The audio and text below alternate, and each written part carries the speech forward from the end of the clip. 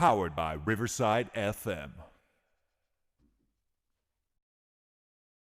Hey everyone, welcome to a new episode of the Red Devils Corner Kick podcast, a Manchester United fan podcast talking about Manchester United Football Club. I hope everyone enjoyed their weekend. Well, the weekend's still going on, depending on where you are in the world. Or your weekend is over, depending on where you are in the world as well, when you have to take a look at it. But new episode 6. Definitely a few things to talk about. Obviously, I did an episode last week. A lot of stuff going on this week for Manchester United. International break coming to an end. We had the FA Cup quarterfinals going on this weekend, which are now over. The semifinals are set for April 26th.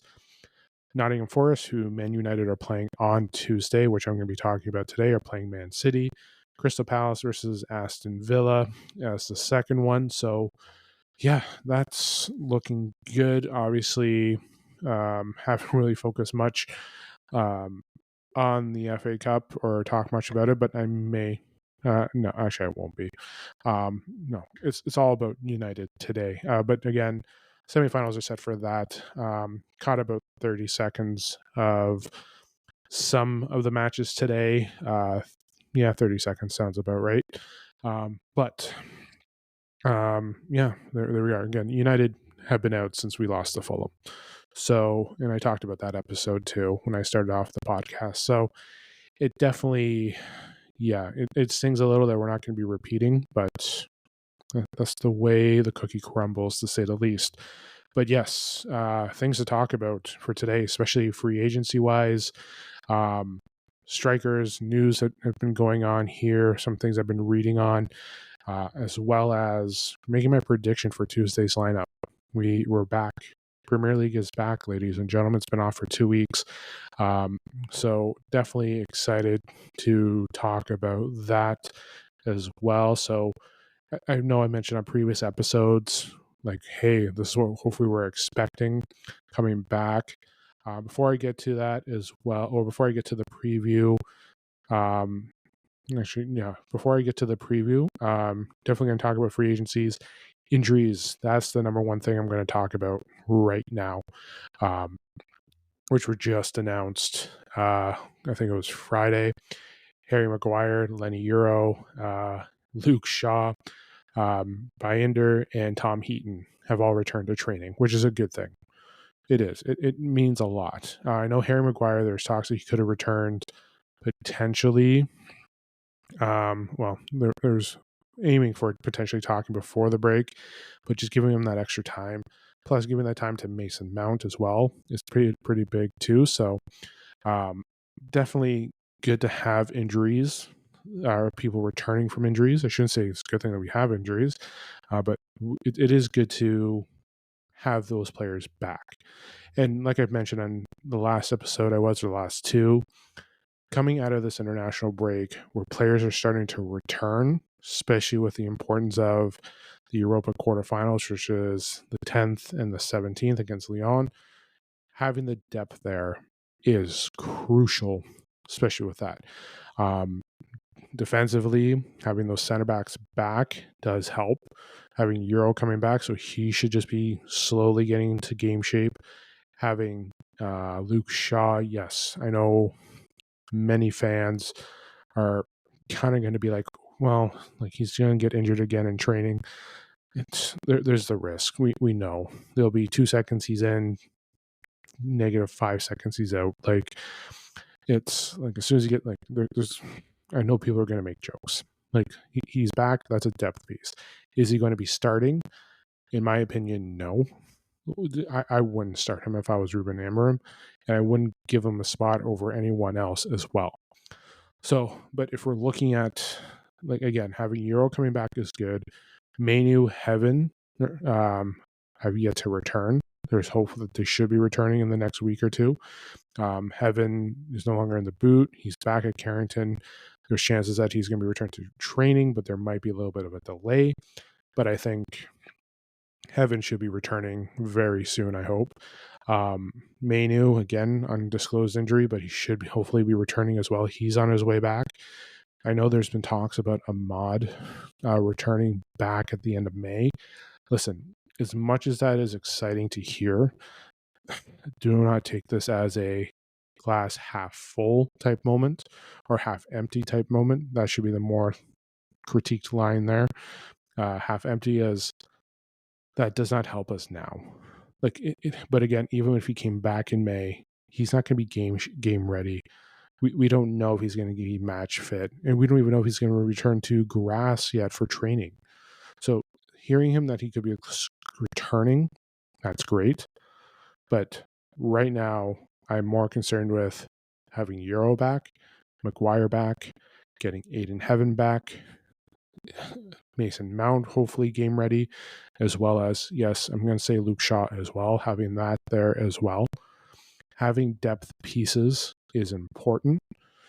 And then when I do my predictions, my predicted lineup, that's the important thing as well. But again, I'm not trying to be negative for this episode. I am happy with the depth. I really, really am. But again, that's May for Ahmad. That's great to hear, but that does not help us today. And again, not trying to be half empty, but even so, if we make the Europa final, I'm saying if, I know some people are like, you shouldn't be saying if. I'm going to be saying if. There's no guarantee. We're not guaranteed spot in the final. So even if we do make the final, hypothetically, if, again, remember, that is the key 2-letter word, if, is he actually going to be there? So much as we're hyping up, yes, he could be back, there's no guarantee. The last game of the Premier League is May 25th against Villa. The Europa League final, I believe, is May 21st. Yeah, the final is May 21st. We don't know if he's back. So I'm not trying to be negative. I'm happy to have him back, but to be fair, let him rest, let him get healthy, and then get him ready for next season, because you don't want to rush him back. And I know the medical team, which I know everyone loves at Manchester United, having that medical team there, not rushing him back and taking their time, is also important. So we have to wait and see how that goes. Again, hearing him that he's making progress and scheduled to return is like he's way ahead of schedule. Let's pump the brakes. Again, we have to get through Lyon. I want to get through that. Having him, like, I know everyone's hyped about it, but I'm not. Like, it is a good thing, but at the same time too, it doesn't help us out now, because people are just going to be like, well, if we can skip through Lyon and just skip through the semis because we're going to go straight to the finals for Europa. Please just don't think that way. As a United fan, please don't think that way. Let us get through Lyon. Let us win that first, and then see who we're playing in the semifinals. Like we still have a road to go here, guys. It's not great. So I don't want to jump the gun. I don't. I would like a Europa final with Man United in it, and I would like a Europa win with Man United hosting the trophy. But right now, having that injury does not, having him ahead of schedule and returning does not help us now, just to say the least. What helps us now is this. Having Euro back is great. Maguire back is fantastic. Yes, Shaw returning, yes, that is technically a good thing. Having Mason Mount game ready is perfect. Getting Aiden Heaven back healthy and ready to go, potentially for Lyon, first leg or second leg, would be perfect. Having Mainu back for either of those games would be perfect. That's what I want to focus on, getting them back, because they should be getting closer to coming back than what Ahmad is for late May, which is the final week of the Premier League. But that's what we should be focusing on. Getting them healthy, getting everything ready. Let's do that. Having Inder back right now technically has more of an impact right now than Ahmad being back in late May. It's the truth. Heaton, having him back as well, because that gives depth, and also may have Onana not play Premier games, focus on Europa, or you have Binder coming back to play in Europa, because he was playing pretty well. He was pretty key factor in that. So let's pump the brakes a little. Let's focus on what we have coming back. Again, hearing that he's ahead of schedule is great. But again, like I mentioned, I'm going to be a half empty type of person right now and say the honest thing. It doesn't help us at this moment. It doesn't. It helps us in it helps us not in an impossible situation. It helps us in a situation that may not come to pass. We could be out of Lyon, and you know what? We're out of Lyon, and then what? Ahmad's back for the last couple games of the Premier League, or even if so, if he's last for the last two, like having him back in depth going into listen, I'm gonna go rambling on about this again. It's going to be repeating myself, but let's focus on what we have coming back now. And right now, I would like a Manu to come back that's healthy. I would like Mount to be game ready and healthy, and them taking their time with him and his injuries. I would like Luke Shaw to be healthy, have him there. The bench that we're going to have throughout the next 2 months, that's it, ladies and gentlemen. We're literally 2 months away from the season ending for all competitions. Technically all competitions. I know the FIFA Club World Cup is in June, but let's say 3 months, 4 months. Yeah, 3 months. April's the 4th month of the year. We're already done the 3rd month of the year. Like, here we are. But for Man United, we have 2 months left of the season. We're not in that Club World Cup. That has zero impact on this club. We are literally 2 months away from being done. I get it. But, like, sorry for sounding negative for the first 10 minutes or so of that as well. Yeah, again, I do apologize for sounding negative. It's not my intent for this episode, but right now I'm happy that he's ahead of schedule, but right now that does not do us any good as of right now. Right now, let's focus on getting our attack organized, because we have to get things right for Lyon. We're playing Nottingham Forest, which, when I do talk about my predictions for the lineup and go into the game, I will talk, like, I'm going to definitely say it's just a little, like, it's going to be similar. It's not, sorry, I shouldn't say similar. I'm already twisting around myself, and I don't even know what I'm going to say. It's going to be a different game than what it was when we played them before. That's what I'm saying right now. It's going to be a different game the way it was before. So, like, right now, it's about health. And, like, what I'm going to go into next, you know what? I'm just going to go into my predicted lineup. I'm just going to talk about the game now. And then after that, I'm going to discuss free agency, or not free agency, the transfer window, players to look out for, things I've been reading on Manchester Evening News, just catching up on all things Man United, looking at different outcomes, different players who I've mentioned before, players that are going on now, the cost of some of their targets.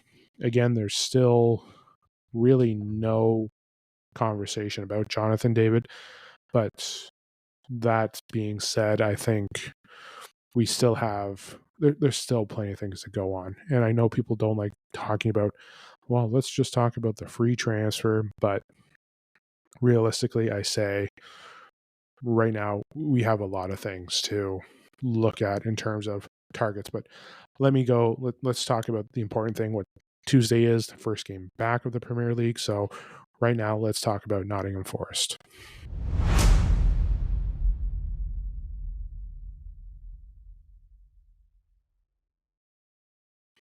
Okay, so Tuesday, 3 o'clock our time, Eastern Standard Time in North America, around 8 o'clock in the UK, we have Nottingham Forest versus Man United.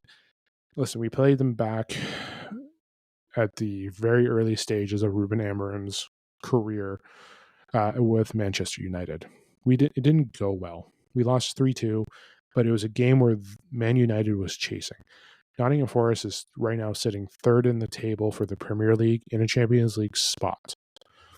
Right now, we, as a fan group, right now, if I were to look at everything for this table, we are currently sitting 13th, behind Crystal Palace, which has a game in hand because one of their games got rescheduled. But Nottingham Forest is currently sitting third. We are 17 points back of that club. That game beforehand, we were chasing.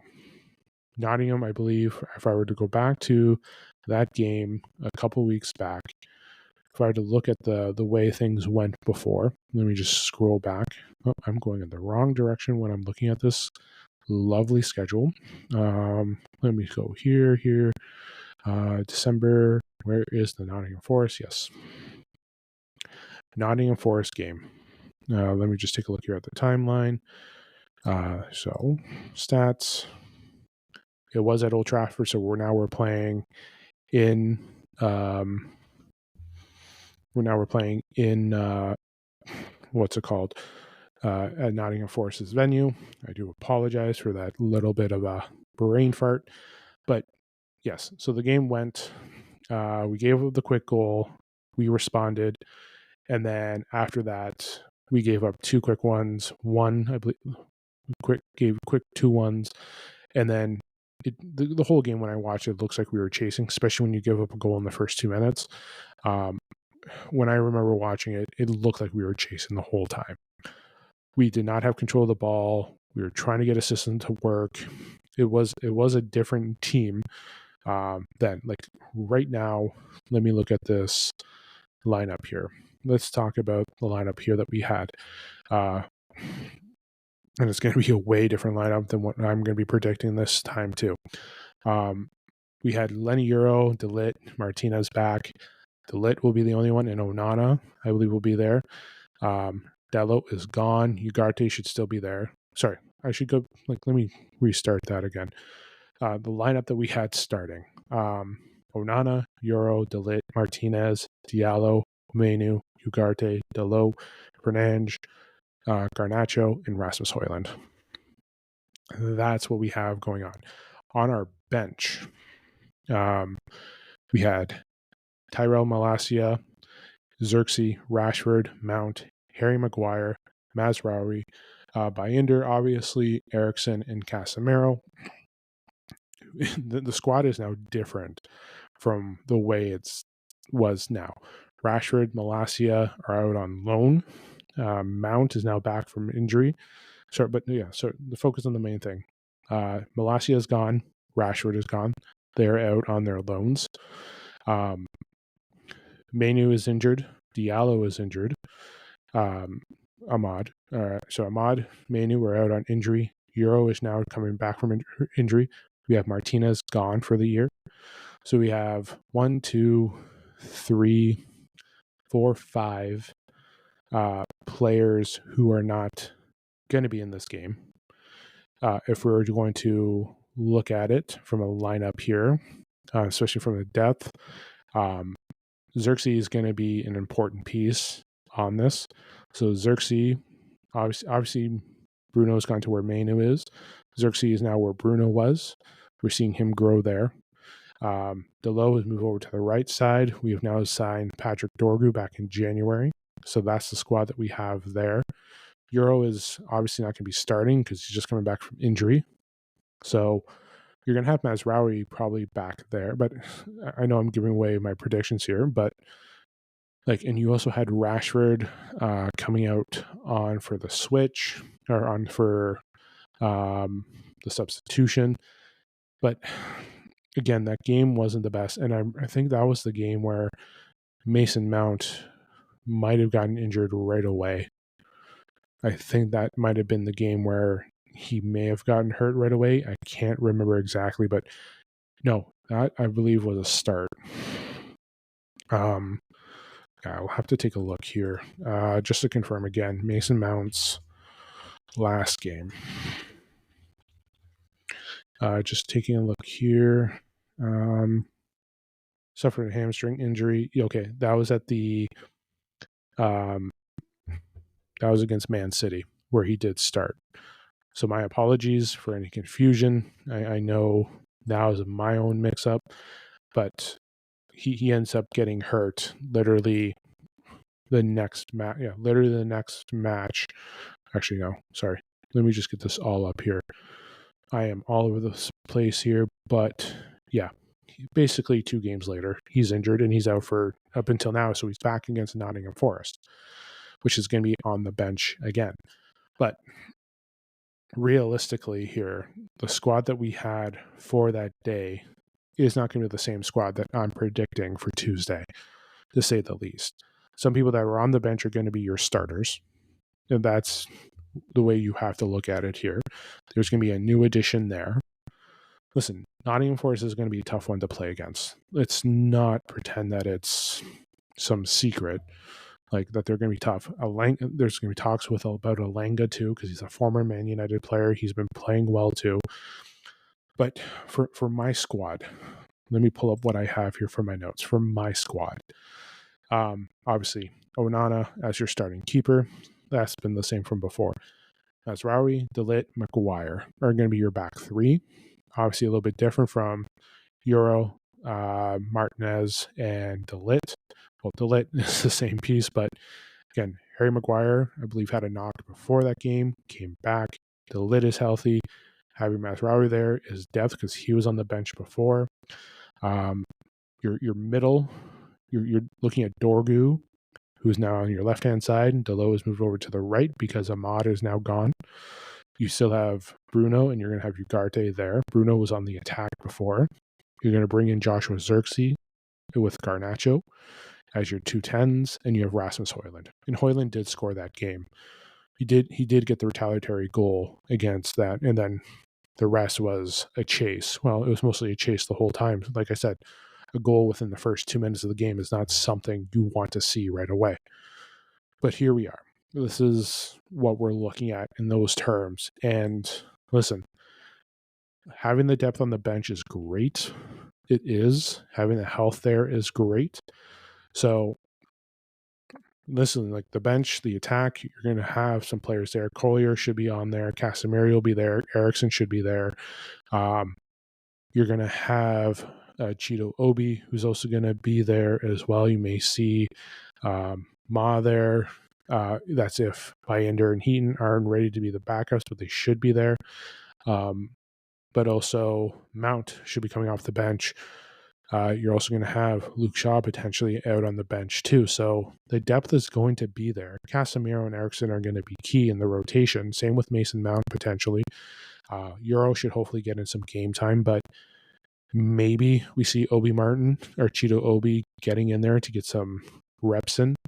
Because again, the benefits of having Mazraoui on the field is if you have to take Dorgu or Delo out, you can move Mazraoui out and you're bringing in a substitution for the back 3, which is great to see. So I think that's the matchup that's the prediction for my lineup that I'm looking for on Tuesday. The question is, do I think that is it going to be an improvement from that day? 100% yes.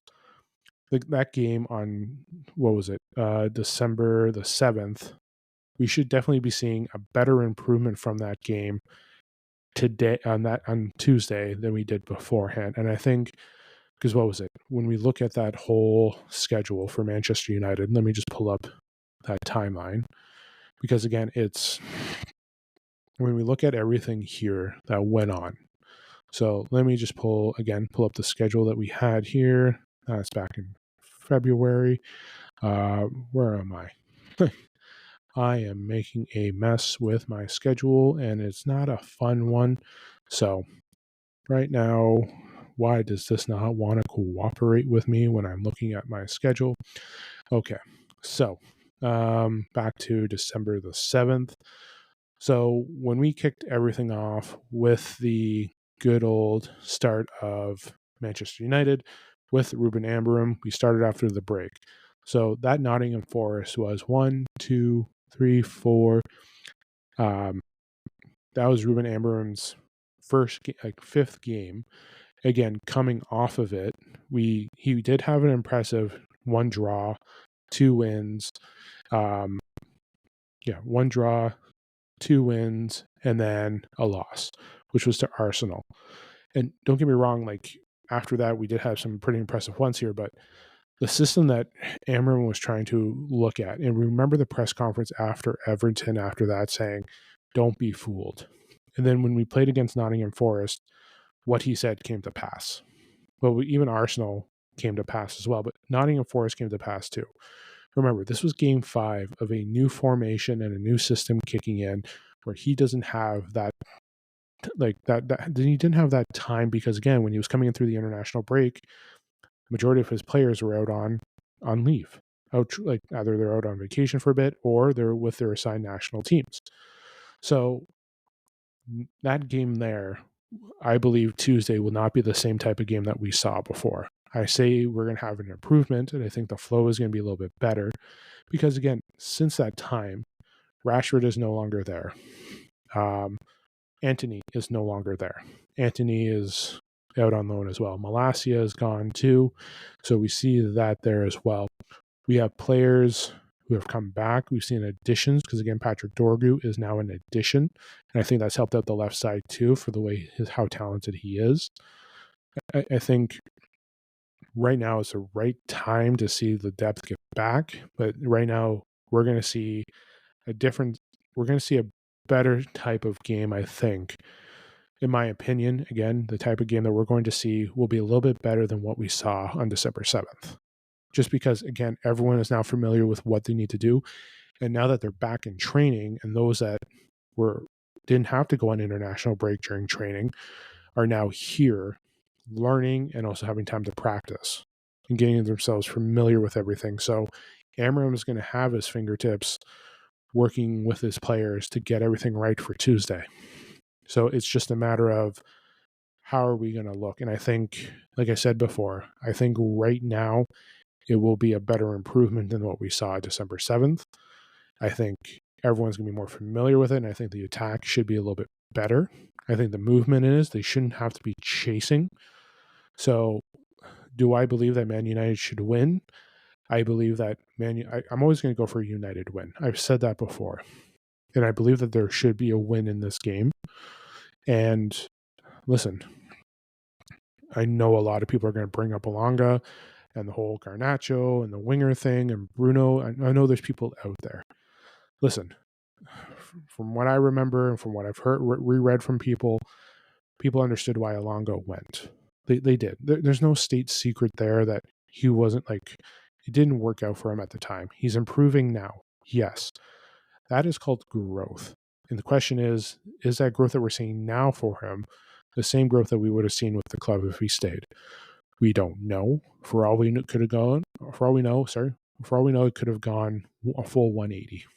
It could have gone completely haywire. And we're talking about a player who we kept and didn't sell, but we have this other player who, like, there could have been more dilemmas with everything as well. So in the end, it works out for everyone, I guess. But listen, we have youth players that are coming through, and I think that's what's looking at as well. But overall, the game is going to be a good one on Tuesday. I'm expecting a better performance this time around because this squad has improved since then. Like so far in 2025, they have been playing better than what they did when they first started with Amarim. So the growth is there. And having this time off, like again, you had some players going out to play. Obviously, Dorgu, Delit, Fernandes, Hoyland, and as well as Delo. Those 5 were gone. They're facing each other 4 out of the 5, but we're 6 actually. Bruno, Dorgu, Eriksson, Hoyland, Delit, and Dallo. So 6, sorry. 5 of them were playing against each other. We're in the same matches. Delit was out for the Netherlands. I had to rethink that one there. But like they're back. They should be good to go, and we have those players healthy. So I know you're not going to have the same type of attack. Losing a mod does not help. But even in that game, it didn't really, we struggled. Again, that game I remember struggling because, again, it was a chase. From what I remember that game, you may have seen something different, but for me, it was a chase. But we're going to have to take steps again and improve because, again, what we have now is an improvement going forward. And I think when we play against them on Tuesday, I would see a better performance than we did on December the 7th. That's where I'll leave it as that. But just to confirm again, my lineup, depending on where you've tuned in to try and figure out where I'm going to be setting everything. Onana and net, Maz, Delit, Maguire as the back three, Delo, Ugarte, Bruno, Dorgu in your middle, Xerxes, Garnacho in the 10s, Hoyland as your striker. And so we will see how it all goes. We'll know more as we get towards it's Sunday, so we're going to find out more tomorrow. But that's my predicted lineup. That's the predicted lineup I put in my Manchester United app as well. I was wondering if Lindelof was going to be there, but that's also another thing too. Like you'll have Casemiro, Eriksson, Lindelof on the bench with Mount, along with potentially Lenny Euro, Kobe Collier, Cheeto Obi, because you're going to need him there as well. You're going to have pieces there that are going to help. And again, we're still waiting on Aiden Heaven and Manu to return. So when that happens, your bench gets even stronger. So right now, again, like I've mentioned before, we're in a good spot. But for this game, the bench will be a little bit stronger defensively. Offensively, we're going to struggle a little bit, but if we can get Mountain at the right time and potentially Cheeto Obi in at a certain time, again, it all depends on what's happening in the game. Again, that's basically what we're looking at. It all depends what's happening during the game. For all we know, what we could see is you could have Xerxes, or you can have Garnacho coming off the bench. You can have Eriksson starting in the 10 with with Xerxes, or Casemiro starting with Ugarte, but you kind of need Bruno to bring those balls up, move in transition, and then transition passing to Garnacho, Xerxes, and Hoyland. So I think we went into the break strong. I want that to carry over to this game. And I think this is the game where we test our mentality of we had the break, we had a run, we need this game to now go forward. Because again, the momentum in this game, if we can pull off a W, helps us go into next Sunday, which is the derby. Let's remember that too. We have a derby next Sunday against City. So let's look at that in a nutshell. But I think it'll be a good match. I'm looking forward to it. It's going to be exciting. It's the first one back. So we'll see. And again, the depth will be, I think, crucial. But again, I think the way this club has improved, and we've seen it over the last couple of weeks, I think we're excited to see what this game is going to be.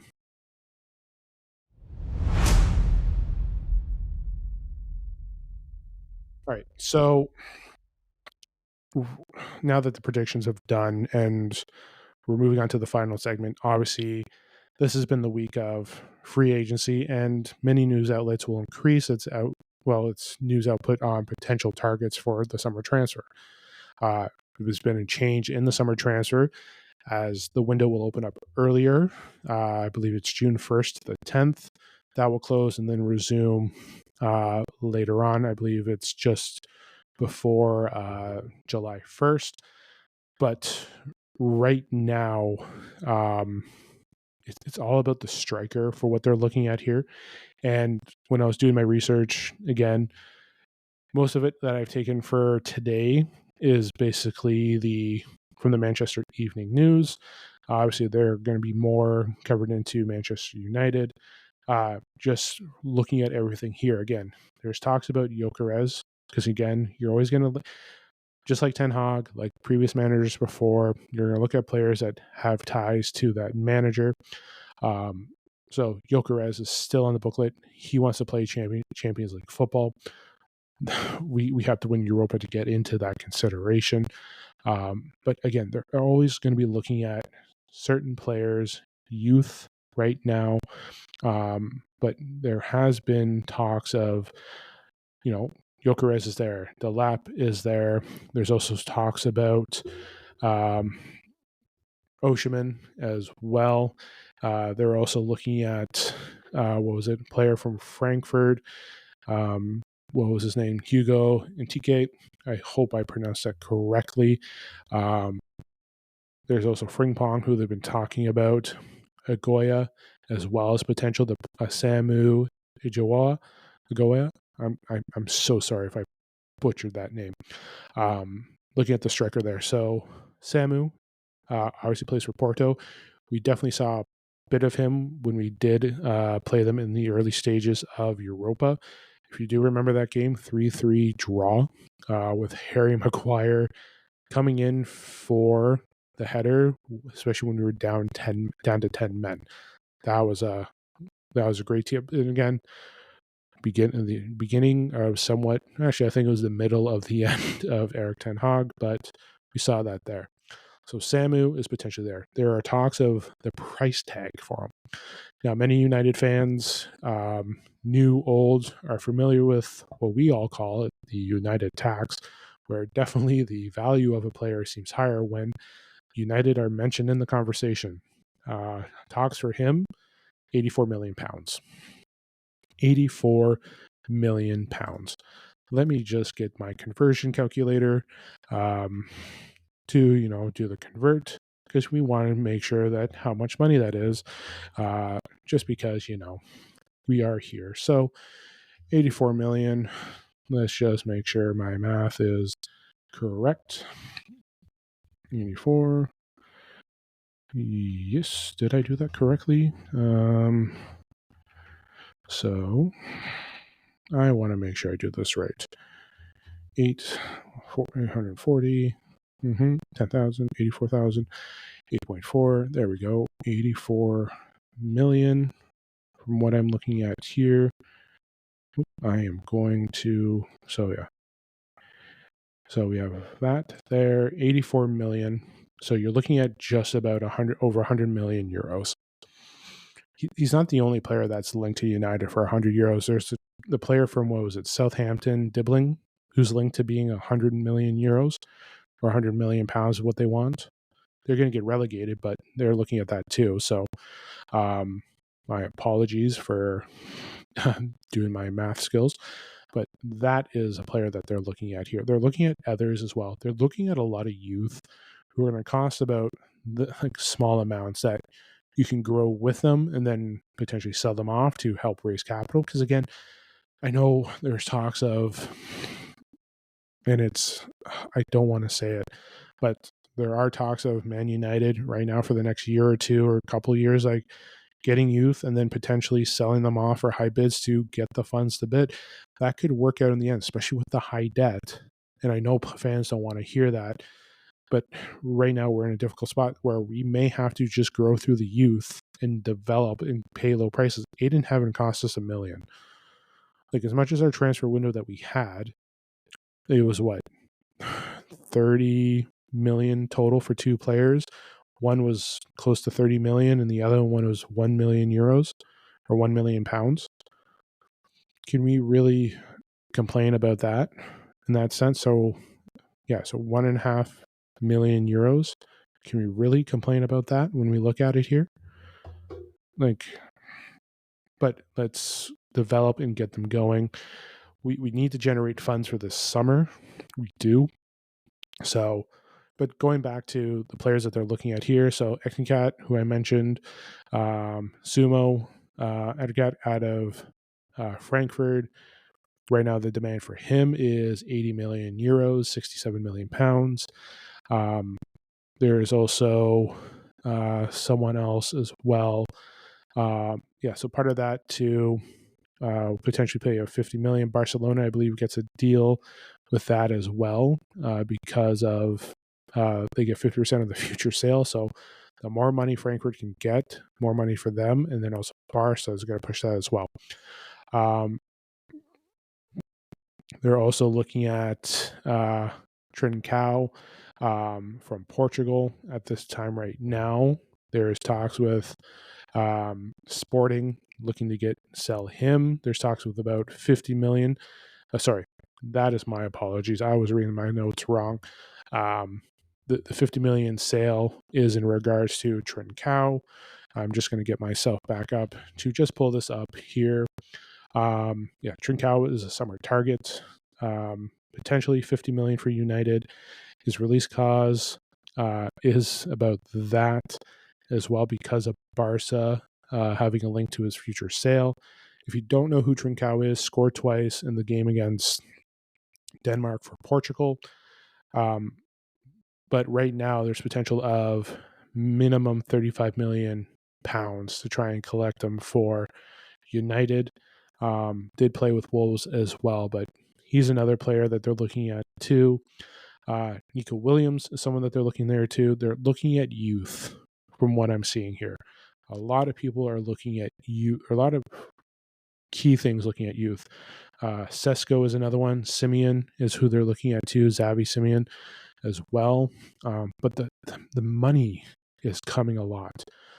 Oshiman is 65 million pounds. You're looking at over 80 euros for that. So if Man United are going to go for some of these players, that's why I mentioned last episode when I was talking about the free transfers, going for David and also someone like Angel Gomez would be key for United for depth and for the money. Having them there is good for the money because again, if West Ham, Aston Villa go for a Rashford and pay that, you got 40 million there. Sancho's 25. You're looking at Anthony going on another loan. Malacia may get sold. We may see players going this summer. I know nobody wants to see Garnacho or Mano get sold. So that's potential there. Casemiro could be the sixth player going as well for being sold. There's news outlets coming out from Spain about Real Madrid going in for Bruno Fernandes for 90 million euros for him. Or is it 90 million pounds? I got to check the notes again because every outlet's either doing pounds or euros. But 90 million is the number to focus on there. So you're looking at, if it's 90 million pounds, that's over 100 million euros, which is a nice pretty penny for, which is definitely a nice pretty penny for the profit margins, because I believe it would be pure profit for him as well. Would you go for that sale? It's hit or miss, especially when you look at 100 million, let's say 100 million for him, for one player. That could help bring in players. So we trade away our captain, we get in finance, and we get to build that. But the question is, are we going to get someone with the character that Bruno has? And that's the one thing you don't want to give up. So right now you want to have that locker room present, your leadership, and it doesn't really look the best when right now you're trying to change everything, you get everything going, and then you sell your captain. But in the business size, when the finances aren't great with United, maybe someone has to be the sacrifice. Maybe Bruno gets sold, and that's how we keep Manu and Garnacho. That's how you look at it. You can move Manu to the 10. You have him paired up with Garnacho and the attack with Xerxes and whoever we bring in to replace. But maybe that's how it goes. Maybe that's how you save Manu and Garnacho by selling your captain. Again, 90 million is very, very nice to have. But what would you do? That's in the end, like as fans, what would you do? It's tough. It really is tough to trying to answer that question to yourself. Like, where would you go from here? So, it's tough when you look at it. It really is, especially when you have so many other players moving out. So we'll see how it goes. We don't know anything yet. For all we know, it's fake news or it's a news to spin things around. But what if we did sell him? What if we did get rid of Bruno and that helped begin the start? But again, you don't want to lose a player like Bruno, but in the business side, it looks potential that we could have that here. So, but I know I don't want Bruno. I know I'm going to sound like a broken record, especially with the way I started this episode of the podcast. But what if? It's always a what if. The question is, will it happen? I know they want him to replace Modric, who is looking to retire next year. But again, 90 million for a player who's going to be 31, that's a lot. So but it's just going to take time. We don't know what's going to happen here. So again, we are in financial difficulty. We do need money raised. Do you trade your captain to keep two young guys like Mainu and Garnacho? Possibly.